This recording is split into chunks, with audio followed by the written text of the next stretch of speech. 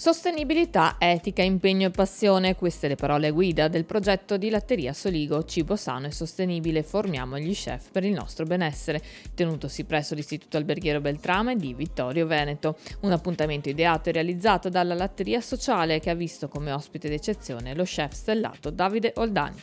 È una parte della mia vita che voglio dedicare ai ragazzi perché so che loro sono sempre di più il futuro. Con Soligo io naturalmente ho una stima esagerata per i prodotti e da lì poi nascono le amicizie, nascono le stime sotto il profilo umano che mi portano a scoprire i mondi nuovi e il fatto di cadere sempre sulle scuole è la cosa che mi incuriosisce di più. Dietro i fornelli, Oldani ha tenuto una masterclass dedicata ai futuri professionisti della cucina, ai quali ha voluto trasmettere l'importanza della qualità delle materie prime, del benessere alimentare e della sostenibilità, tutti valori che rappresentano il cuore della filosofia di Latteria di Soligo.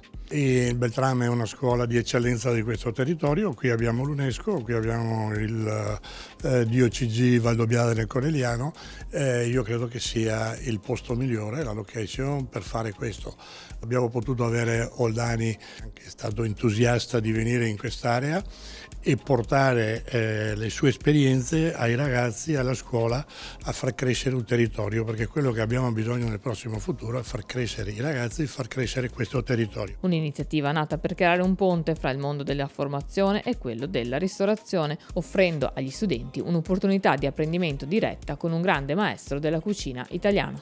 Per cui ci saranno quelli che fra 20 anni saranno grandi chef, che ora stanno imparando, stanno iniziando, che affronteranno secondo me la quarta repubblica della cucina. Ci sarà il cambio totale anche nella parte nutrizionale, sempre di più su prodotti di qualità, quelli di non qualità verranno secondo me sempre più aboliti, ma con l'obiettivo di nutrire bene le persone. Se non si semina non si raccoglie e Oldani questo lo ha spiegato, che nel tempo bisogna far crescere, bisogna curare, bisogna spiegare. Questa è la grande forza, no, che lui ha trasmesso oggi.